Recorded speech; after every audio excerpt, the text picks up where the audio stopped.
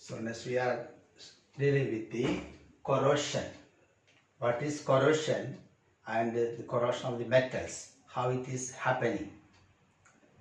So corrosion is the destruction of a metal by the action of surrounding media like air, moisture, carbon dioxide, etc.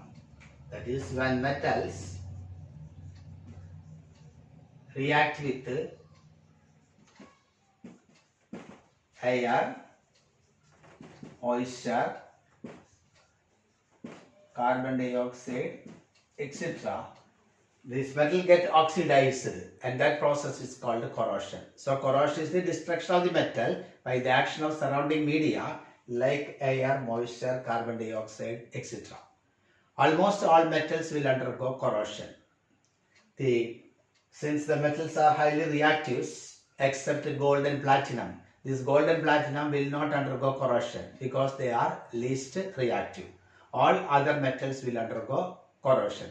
And the rate of corrosion will varies with the that depends upon the reactivity of the metal. Sodium, potassium, etc. they are highly reactive. So when they are exposed to air, they suddenly oxidize and they form their oxides.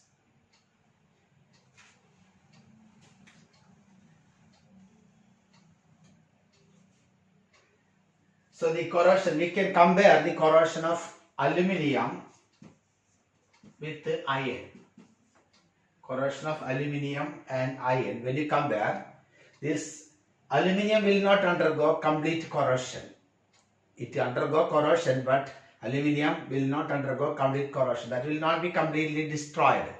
But iron, in the presence of moisture and air, iron undergoes complete corrosion.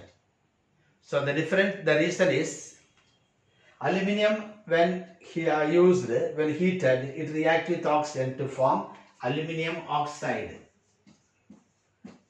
And this aluminium oxide forms a coating over the surface. Aluminium undergoes corrosion to form aluminium oxide. So this aluminium oxide that forms a thin coating of aluminium oxide over the metal. So that prevents the further contact of aluminium with the air. So aluminium is protected from further corrosion due to the presence of this thin coating of aluminium oxide. But when you consider the corrosion of iron, iron undergoes complete corrosion because when iron gets corroded, it forms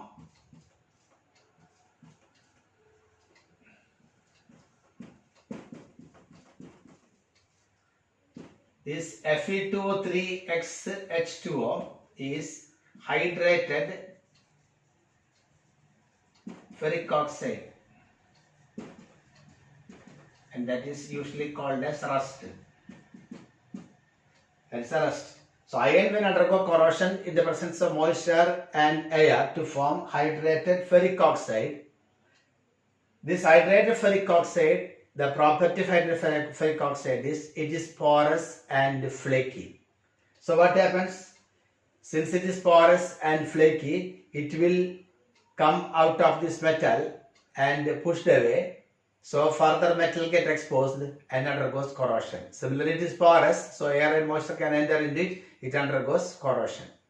So since hydrated ferric oxide porous and flaky, iron undergoes complete corrosion, while in the case of aluminium, due to the coating of aluminium oxide over the surface, that prevent the further oxidation or further corrosion of aluminium. So aluminium get protected.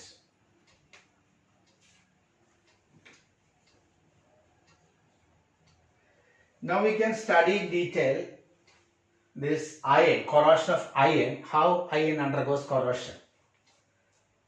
So corrosion of iron.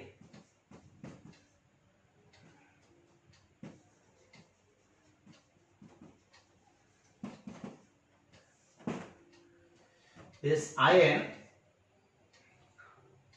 which is acting as the anode.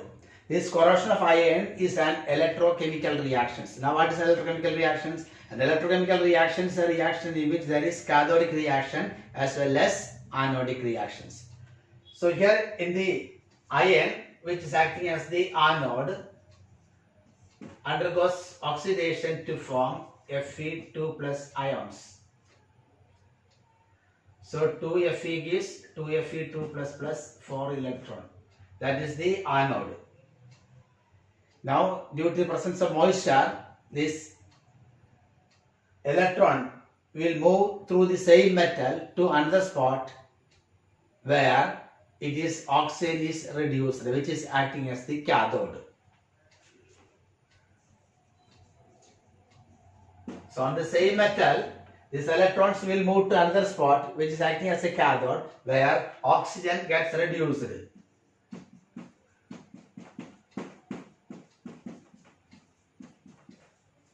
So oxygen is reduced to water. So this is also having an electrode potential value and this is having another electrode potential value. So both anode and cathode have electrode potential. It is a electrochemical reaction.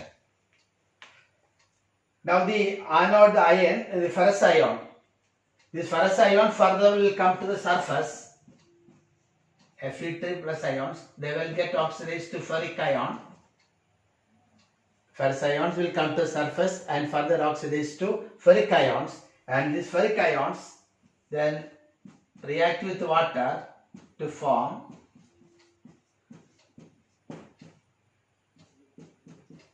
the hydrated ferric oxide.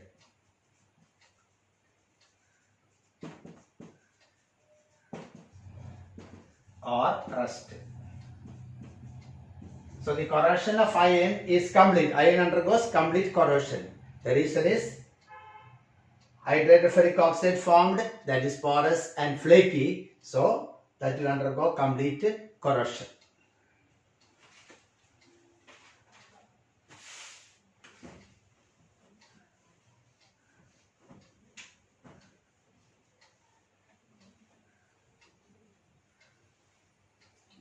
So what happens to other metals?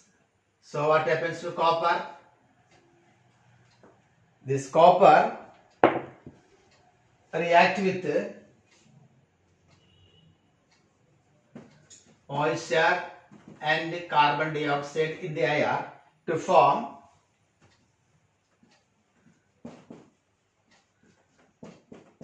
basic copper carbonate.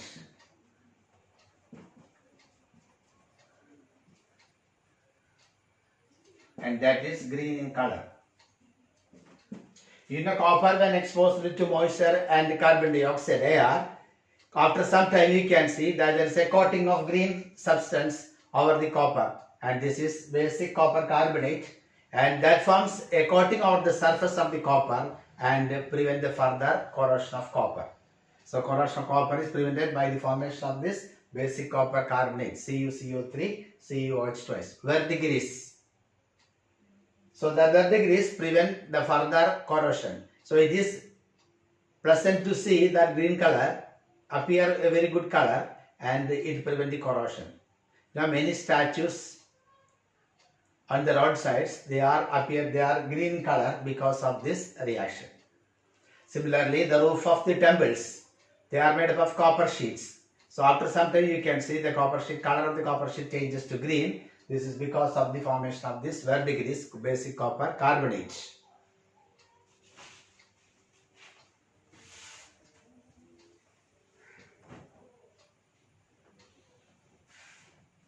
Similarly, aluminium you studied, then zinc also get oxidized. Zinc react with this moisture and carbon dioxide to form basic zinc carbonate. That is a coating, that forms a coating on the surface. So they prevent the further corrosion of these metals. Next, method of prevention of corrosion.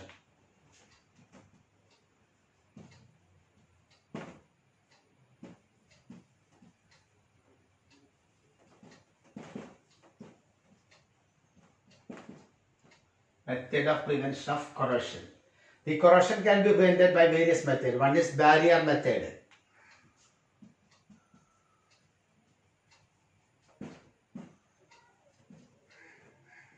In barrier method, we are keeping this metal away from the moisture and carbon dioxide. And this can be done by applying painting, then varnishing, oiling, etc. So that prevent the metal coming in contact with the air and moisture. By applying grease, oil, etc. or by painting, we can keep this metal away from the moisture and carbon. So that method is called barrier method. Next is galvanization.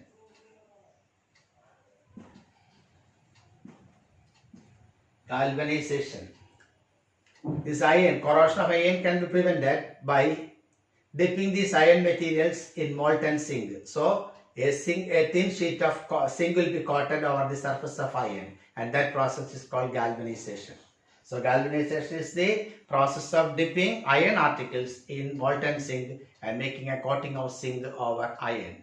So that process is called galvanization. So zinc on the surface will undergo corrosion, but it prevents the corrosion of iron. Then cathodic protection.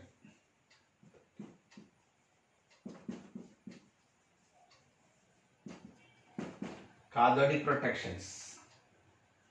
You know, the iron tanks when buried under the earth. You know, this iron will undergo corrosion when buried under the earth. So in that case, these pipes and tanks which are buried under the earth are kept in contact with zinc or magnesium. So when iron is kept, for example, when this iron tank, this is iron, when it is kept in contact with zinc or magnesium. Zinc or magnesium, what happens? The zinc is more reactive, so zinc undergoes corrosion and this iron becomes cathode, so that will not get oxidized. So that prevents the corrosion of iron by keeping in contact with the zinc or magnesium. Similarly, ships are made up of iron and steel. So to prevent the corrosion of this, large blocks of zinc blocks are kept in contact with the hull, so that will prevent the oxidation of the iron. So that's method of prevention by cathodic protection.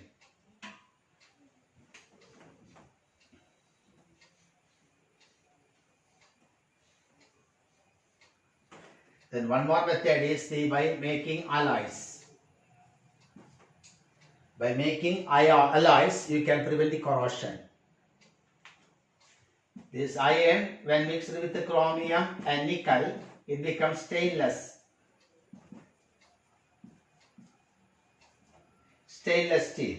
Iron will undergo corrosion, but when it is mixed with this iron, chromium and nickel, it becomes stainless steel that will not get corrosion. So many metals, corrosion metal can be prevented by making alloys. What is an alloy? Alloy is a mixture of two or more metals or a metal and a non-metal.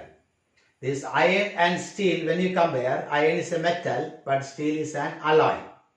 Iron contains only iron, so it's a metal, but steel contains iron and carbon, so it is an alloy.